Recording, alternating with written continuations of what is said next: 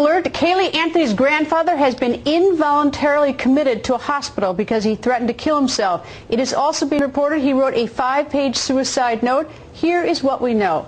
The father-accused killer, Casey Anthony, failed to show up yesterday at 4 p.m. for a meeting with his wife, Cindy, and lawyer Brad Conway. Then, almost 7 hours later, at 10:45 p.m., George begins to send text messages to his wife, Cindy, with the alarming message that he wants to kill himself. The police are called. Then, early this morning, about 2 a.m., Anthony is found alive in a motel in Daytona Beach. Now he's been involuntarily hospitalized. Cindy and George Anthony's lawyer, Brad Conway, joins us by phone. Brad, how is your client, George Anthony, this evening? Greta, George is alive, and he's in good care. Emotionally, of course, he's having a very difficult time and has for many months now.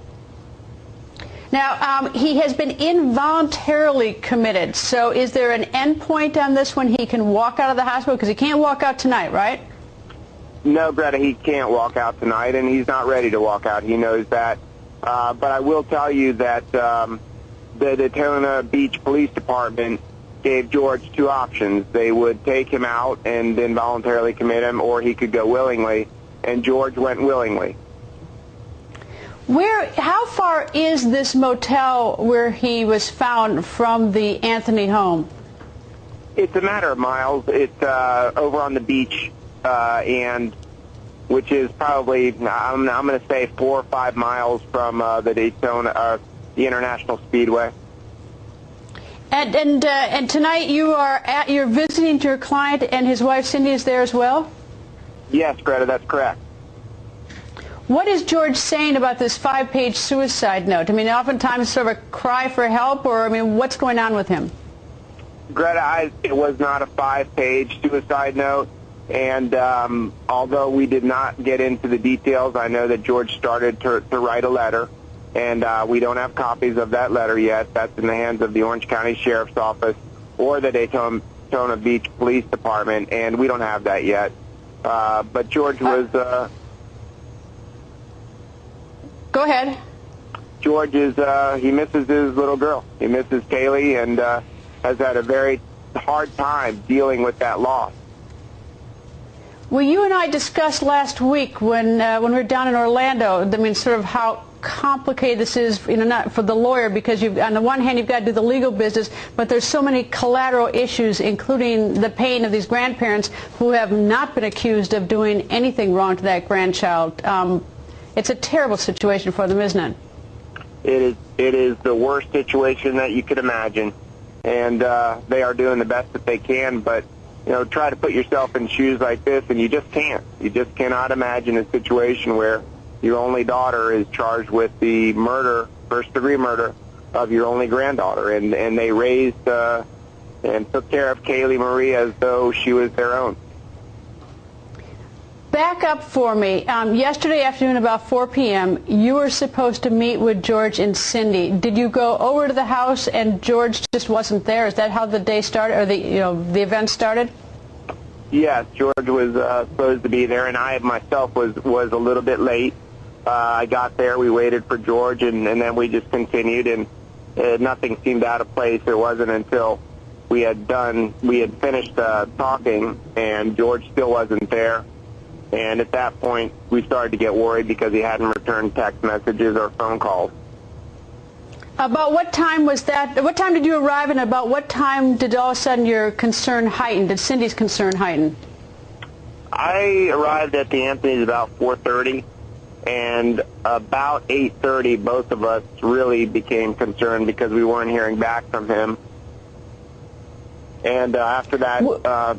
Cindy noticed that a couple photos had been taken, and some medication was missing. What medication was taken?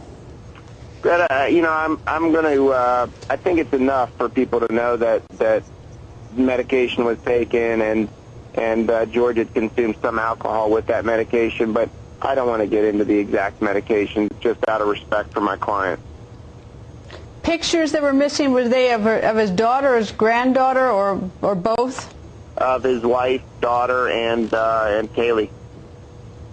Where did Cindy think, up until about 8 o'clock, where did she think that George had gone?